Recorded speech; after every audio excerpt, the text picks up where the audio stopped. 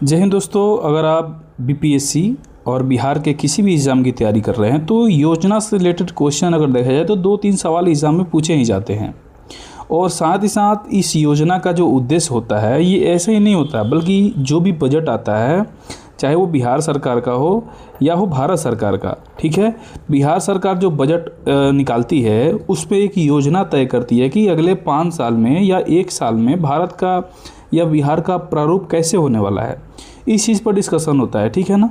इसलिए योजना का विस्तार किया जाता है, चाहे वो इंडिया का हो या हो बिहार का, ठीक है। तो सभी के लिए इम्पोर्टेंट है योजना, इसलिए योजना इम्पोर्टेंट हो जाता है एग्ज़ाम के रिगार्डिंग। इसमें आपको ये भी बताएंगे कि आप मेंस के प्रिपरेशन के लिए जो स्ट्रेटजी फॉलो किया जाता है, यानी अपने आंसर राइटिंग को जो योजना से करेंट टॉपिक से अगर आप जोड़ते हैं तो आंसर राइटिंग आपकी काफ़ी बेहतर हो जाती है। तो उस चीज़ को भी ध्यान में रखते हुए आपको की पॉइंट्स कुछ बताने वाले हैं, तो आपको काफ़ी अच्छा लगेगा और इंटरेस्टिंग भी है। वीडियो को अंत तक ज़रूर देखें। साथ ही साथ अगर आप एक सिंसियर छात्र हैं तो हमारे क्लास का एक ही उद्देश्य होता है कि जब भी आप क्लास करने बैठिए तो पेन और पेज लेकर बैठे, ठीक है। इससे क्या होगा, इसमें जो भी की पॉइंट आपको देखने को मिलेगा, अगर याद है तो अच्छा बात है, लिख लीजिएगा तो रिवीजन करते रहिएगा। अगर नहीं याद है तो इस चीज़ को आप कंप्लीट कर लीजिएगा और उसे 2 बार 3 बार देखने पर आपको पूरा याद हो पाएगा, ठीक है। क्योंकि एग्ज़ाम में केवल पढ़ने से नहीं होगा, बल्कि एग्ज़ाम में जाके वहाँ उतारने से होता है, ठीक है। आप कितना पढ़ते हैं और एग्ज़ाम में कितना लेके जाते हैं ये मैटर करता है। तो चलिए बिना टाइम लिए वीडियो को शुरू करते हैं। तो अगर 7 निश्चय 3 योजना की अगर पृष्ठभूमि की बात करें तो ये जो मंजूरी दिया है कैबिनेट मिशन द्वारा, इसको पारित किया गया है, जिसमें 7 निश्चय 3.0 यानी 25 से 2030 तक, यानी अगले 5 वर्षों तक बिहार में क्या प्रगति होने वाली है, शिक्षा के क्षेत्र में, रोजगार के क्षेत्र में, उन सब पर डिस्कशन करेंगे, ठीक है। इसका जो योजना की शुरुआत हुई है 1.0 की, 7 निश्चय 1.0 की, वो हुई है 2015 से लेके 2020 तक। दूसरा जो 2.0 आया था वो 2020 से लेके 2025 तक आया था, और ये जो योजना चल रहा है 2025 से 2030 तक चलेगा। तो काफ़ी इंपॉर्टेंट है और 5 सालों के लिए बोला जाए तो इस टॉपिक से क्वेश्चन हमेशा आ सकते हैं, और एग्ज़ाम में आप मेंस राइटिंग में इस चीज़ को आप मेंशन भी करेंगे, जो आगे हम वीडियो में डिस्कस करेंगे। इस योजना का मुख्य उद्देश्य क्या है, तो राज्य में न्याय के साथ विकास सुनिश्चित करना, साथ साथ बिहार को विकसित राज्यों में शामिल करना। आप सभी जानते हैं कि बिहार अगर देखा जाए तो बेरोजगारी के मामले में भी सबसे निचले स्थान पर आता है, यानी नीचे से 1 नंबर पे आता है। और अगर बजट का भी देखा जाए तो एक तरह से बोला जाए तो ये भी कम बजट ही होता है बाकी राज्यों की तुलना में, इसलिए बिहार एक तरह से निचले और काफ़ी पिछड़े वर्ग से आता है। तो सरकार का मानना ये रहता है कि हर एक साल बिहार में डेवलपमेंट किया जाए, नए हॉस्पिटल, रोजगार और औद्योगिक क्षेत्र विकसित किया जाए, ताकि बिहार का जो बजट है वो ज़्यादा आ सके, विकसित हो पाए, सभी लोगों को रोज़गार मिल पाए, ठीक है। इस जो योजना है इसमें मुख्य केंद्रित किया गया है रोजगार को लेके और विकास को लेके।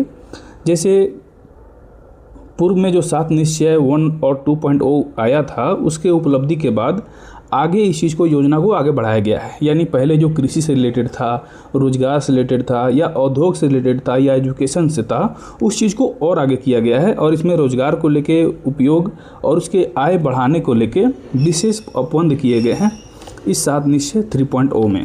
इस बार 7 निश्चय 3.0 जो आया हुआ है, इसके संकल्प क्या क्या हैं, यानी 2025 से लेके 2030 तक बिहार सरकार का जो भी संकल्प है वो इसमें दिखेगा, ठीक है। अगले 5 साल में बिहार किस स्तर पर जाएगा, क्या क्या प्रगति होने वाली है, किस किस क्षेत्र में ज़्यादा जोर देने वाली है, उस चीज़ों को लेके ये 7 निश्चय बनाया गया है। इसमें जो पहला निश्चय रखा गया है वो है दोगुना रोजगार और दोगुनी आय। सरकार का ये मानना है कि 2025-26 में जो आर्थिक सर्वेक्षण हुआ है वो अगला जो सर्वेक्षण बढ़ते जाए दिन पर दिन, उसका 5 सालों में यानी 2030 तक, यानी जब 29 से 30 जब आर्थिक सर्वेक्षण आएगा उस टाइम क्या हो, जो अभी 77,000 जो आय है लगभग औसतन, इस चीज़ को दोगुना किया जाए राज्य के सभी लोगों को लेके, ठीक है ना। ऐसे अभी पटना का देखा जाए तो 1,31,000 है, ठीक है, ये आय है पटना का।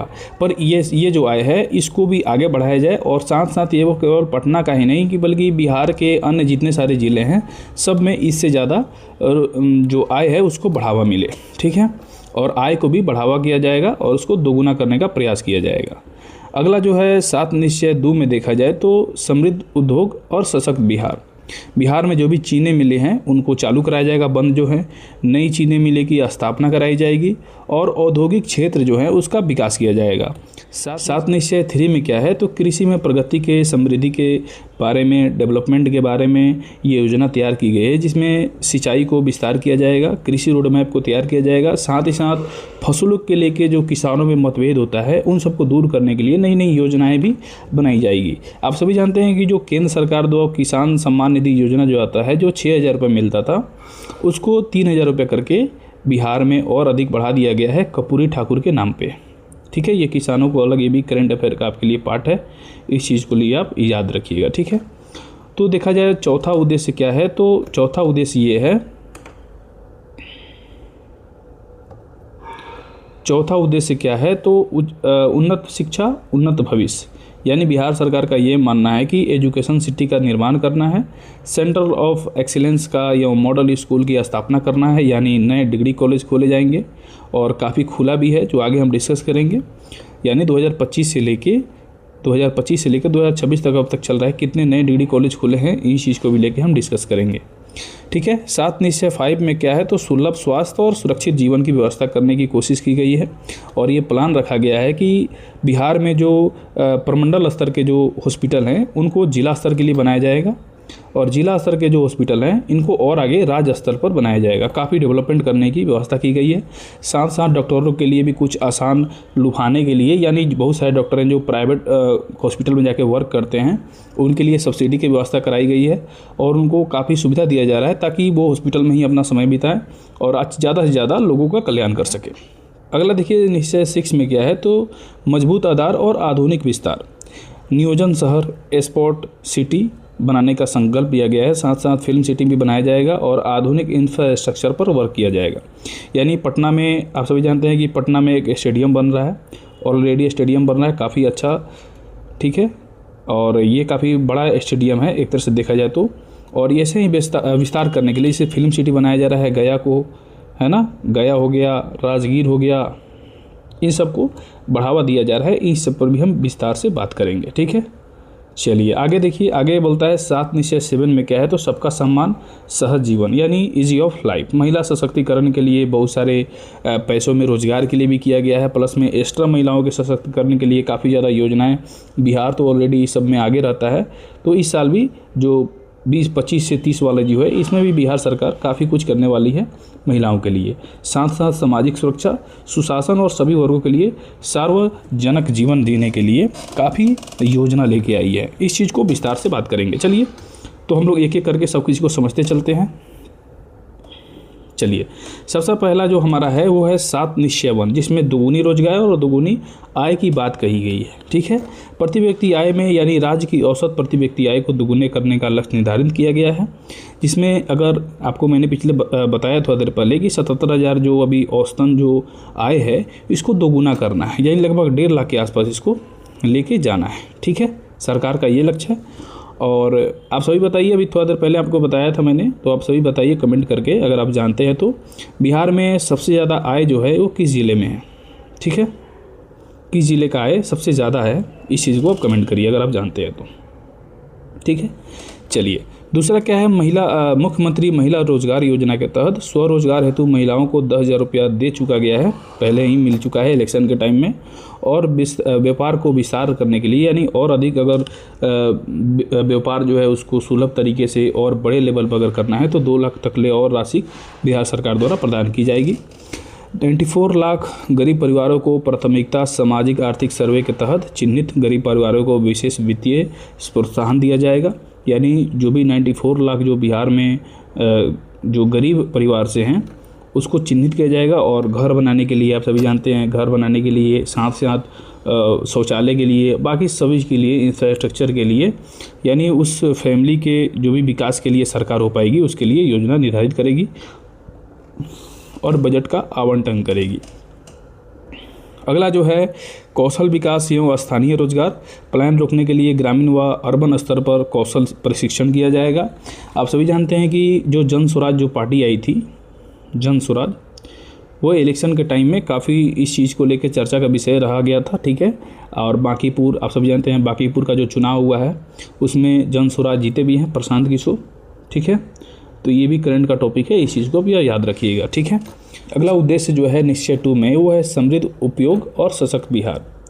यानी इंफ्रास्ट्रक्चर को बढ़ावा देने के लिए सभी 38 जिलों में नए औद्योगिक shed, plug and play complex and industrial cluster खोला जाएगा। यानी नई जो कंपनी है उसको व्यवस्था की जाएगी और जो पुरानी कंपनियां हैं उनको अच्छा किया जाएगा, काफ़ी बेहतर किया जाएगा ताकि सप्लाई हो सके और ज़्यादा से ज़्यादा प्रोडक्शन हो सके। और ज़्यादा प्रोडक्शन होगा तो उसमें मजदूरों की आवागमन भी होती है। आप सभी इकोनॉमिक्स में पढ़े होंगे कि अगर मांग बढ़ती है तो रोज़गार की जो रास्ता है वो खुल जाता है, ठीक है। जो चीनी मिली का पुनरुद्धार है, यानी 9 बंद चीनी मिलों को पुनः शुरू किया जाएगा और 25 नई चीनी मिल स्थापित की जाएंगी। अभी बिहार में देखा जाए तो टोटल 28 चीनी मिलें हैं, जिसमें से देखा जाए तो 10 चालू हैं, ठीक है। इसमें 9 और चालू करने का प्रबंध किया गया है और साथ साथ 25 नई चीनी मिल का खोलने का बात की गई है। पूर्वी भारत में टैंक हब, यानी बिहार में आईटी खाद्य प्रसंस्करण एवं मैन्युफैक्चरिंग हब में विकसित करने का विकास किया गया है। इस चीज़ को मैंने आपको थोड़ा देर पहले बताया कि यानी बिहार सरकार का ये मानना है कि इंफ्रास्ट्रक्चर को और बढ़ाया जाए और मशीनरी ऑफ इंडिया कहलाया जाए। बिहार में भी रोज़गार काफ़ी ज़्यादा हो और बाहर से भी बिहार में रोज़गार लोग लेने के लिए उपस्थित हो। निवेश प्रोत्साहन की व्यवस्था की गई, यानी स्थानीय और राष्ट्रीय उद्यमी को आकर्षित करने के लिए विशेष नीतियाँ और सिंगल विंडो क्लियरेंस किया गया है। यानी अगर बाहर की अगर कोई कंपनियां आती है तो बिहार में उसको ज़्यादा झमेला करने की ज़रूरत नहीं पड़ेगी, वो आराम से यहाँ पर अपना कंपनी स्थापित कर पाएगी कम जो टैक्स में। और बिहार सरकार जो है उसको प्रोत्साहित भी करेगी ताकि अच्छे से बिहार में सुव्यवस्थित ढंग से बिजनेस हो सके, ठीक है। अगला जो निश्चय 3 जो योजना है वो कृषि में प्रगति के राज्य समृद्धि से रिलेटेड है। इसमें सिंचाई नेटवर्क का विस्तार किया जाएगा। हर खेत तक पानी पहुंचने के लिए लघु व बृहद सिंचाई परियोजनाओं को तेज़ी से पूरा करने के लिए किया गया है।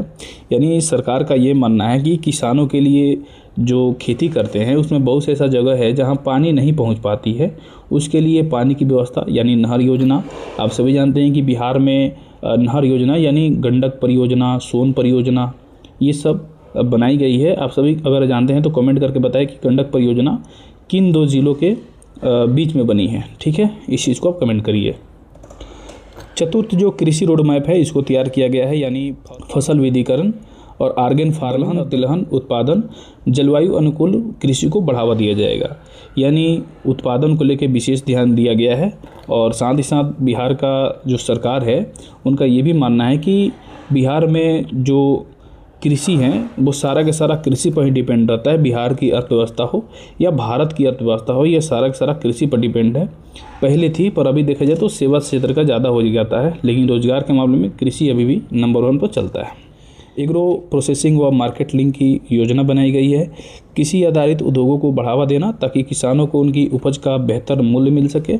यानी जो मूल्य है, जैसे चावल हो गया, गेहूँ हो गया, इस चीज़ को लेके बढ़ावा दिया जाएगा और इस चीज़ पर विशेष ध्यान दिया जाएगा ताकि किसान जो है किसान को उचित मूल्य मिल सके। अगला जो हमारा चौथा योजना जो चला रहा है निश्चय 4, इसमें क्या है तो उन्नत शिक्षा और उज्ज्वल भविष्य के बारे में विशेष बात की गई है। यानी एजुकेशन सिटी की व्यवस्था की जाएगी, सेंटर ऑफ एक्सीलेंस, और हर पंचायत में मॉडल स्कूल खोलने की व्यवस्था की जाएगी। विश्व स्तरीय शैक्षणिक सुविधाओं और अनुसंधान के लिए राज्य में आधुनिक एजुकेशन सिटी का निर्माण किया जाएगा। यानी अब गांव में जो स्कूल, सरकारी स्कूल जो हैं उसको काफ़ी बेहतर किया जाएगा और उसे प्राइवेट स्कूल से भी बेहतर बनाया जाएगा। ये जो योजना चला रहा है, आपको मैंने थोड़ा देर पहले बताया था कि प्रशांत किशोर जब आए थे तो उनका लक्ष्य भी यही था।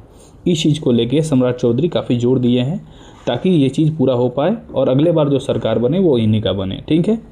सेंटर ऑफ एक्सीलेंस की व्यवस्था किया जाएगी। यानी बिहार में जो पुराने प्रतिष्ठित शिक्षण संस्थान हैं उनको सेंटर ऑफ एक्सीलेंस के रूप में अपग्रेड किया जाएगा, यानी काफ़ी बेहतर बनाया जाएगा। हर पंचायत में मॉडल स्कूल खोलने की व्यवस्था की गई है। यानी प्रत्येक पंचायत में उच्च माध्यमिक मॉडल यानी डिग्री कॉलेज स्थापना की जाएगी। साथ ही जो उच्च माध्यमिक मॉडल स्कूल हैं उसको काफ़ी ज़्यादा बेहतर किया जाएगा। अभी देखा जाए तो 2025 से लेके, अभी जब योजना ये आई थी 2025 से लेके, ठीक है, अभी फ़िलहाल 2026 का जो अगस्त चल रहा है, इसमें अगर देखा जाए तो लगभग 312 डिग्री कॉलेज बनाए गए हैं। डिग्री कॉलेज बनाए गए हैं और ये जो कॉलेज हैं ये पहले से ही थे, बस उसको अपग्रेड किया गया है। ठीक है, यानी सेंटर ऑफ एक्सीलेंस बनाने की कोशिश की गई है, इस चीज़ को भी आप याद रखिएगा। ठीक है, आगे बढ़ते हैं और 7 निश्चय जो 5 है इसको हम देखते हैं। ठीक है, सरकार का जो योजना है इसमें है सुलभ स्वास्थ्य और सुरक्षा जीवन की व्यवस्था की गई है। सुपर स्पेशलिटी अस्पताल बनाने की, यानी जिला अस्पतालों को सुपर स्पेशलिटी और ब्लॉक स्तर को CHC को स्पेशलिस्ट अस्पतालों में बदलने की कोशिश की गई है। यानी जो प्रखंड स्तर के जो हॉस्पिटल हैं, प्रखंड स्तर के, इसको जिला स्तर में परिवर्तित किया जाएगा और जो जिला स्तर के हैं इसको क्या तो सुपर स्पेशलिस्ट इसमें तब्दील किया जाएगा। यानी सरकार का ये मानना है कि अगर किसी को कोई भी इमरजेंसी आती है तो बिहार से जाना ना पड़े, सरकार का यही लक्ष्य है। यानी सारा का सारा जो सुविधा है हॉस्पिटल से रिलेटेड वो इनको बिहार में ही मिल पाए। ठीक है, डॉक्टरों के लिए विशेष नीति का प्रावधान किया गया है, जैसे ग्रामीण नीतियों में सेवा देने वाले डॉक्टरों के लिए इंसेंटिव व्यवस्था, यानी एक्स्ट्रा जो भविष्य निधि होता है उसमें इनको एक्स्ट्रा पैसा दिया जाएगा। ठीक है, साथ साथ सरकारी डॉक्टरों को प्राइवेट प्रैक्टिस करने पर रोक नीति लेकर आया गया है। आपको मैंने थोड़ा देर पहले बताया था कि जो भी प्राइवेट हॉस्पिटल में जाके अपना काम करते हैं उस चीज़ को रोक लगाने के लिए सरकार नीति बनाई है। और सरकार जो कह रही है, सरकार का ये भी मानना है कि अगर आप कहीं टाइम दे रहे हैं उसके लिए आपको एक्स्ट्रा व्यवस्था हम यहाँ पर करके आपको देंगे, आप पूरा का पूरा समय हॉस्पिटल में दीजिए और लोगों की सेवा करिए।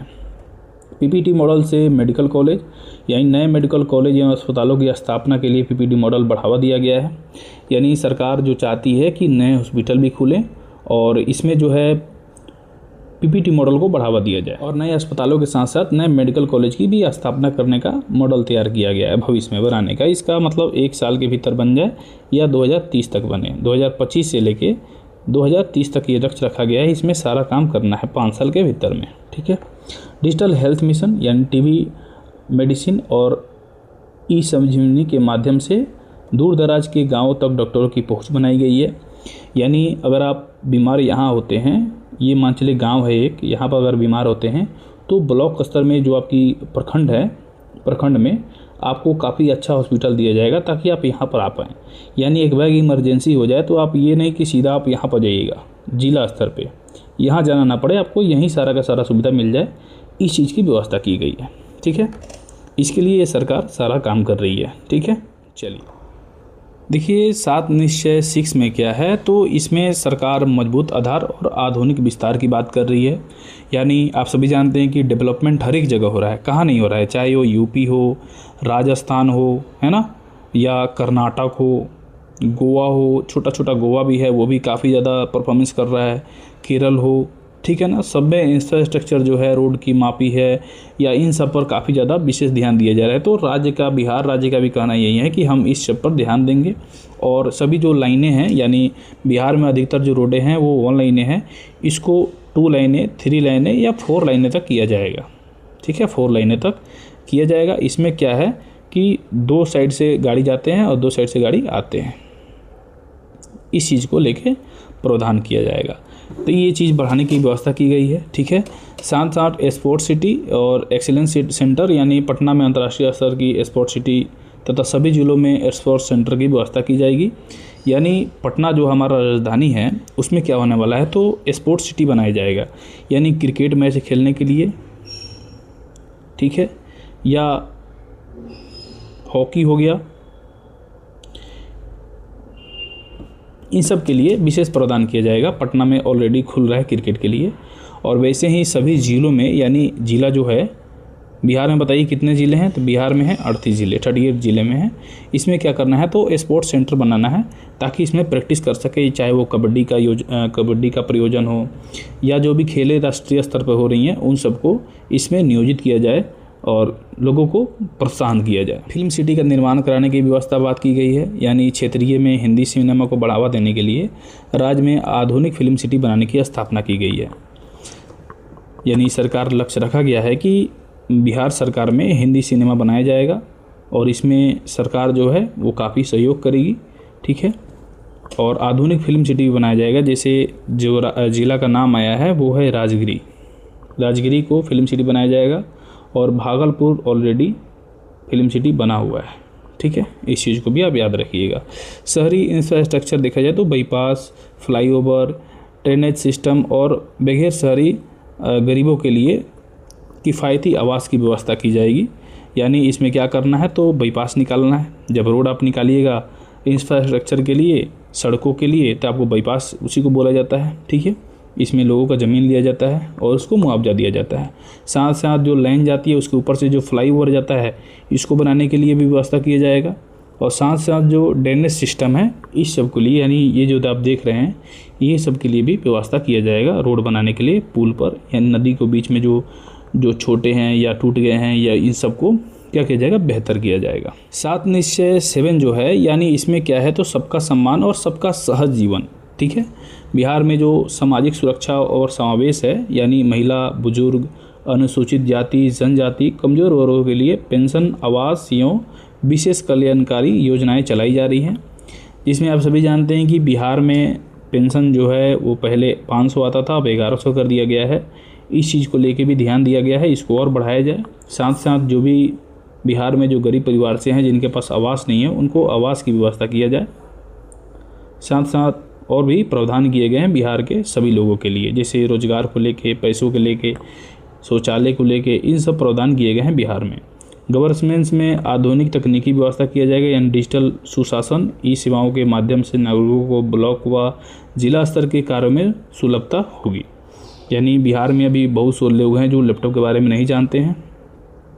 सरकार का ये मानना है कि उनको उस चीज़ से अवगत कराया जाएगा और वो सब पार्टिसिपेट करके इस चीज़ पर वर्क करेंगे, ताकि बिहार की जो डेवलपमेंट है, यानी आधुनिक तकनीक है, उससे सभी के सभी लोग जुड़ सके। ठीक है, पर्यावरण व जीवन गुणवत्ता के लिए भी जल जीवन हरियाली मिशन का विस्तार एवं प्रदूषण मुक्त स्वच्छ पर्यावरण का निर्माण किया जाएगा। बिहार जो अभी योजना एक चला रही है वो है जल जीवन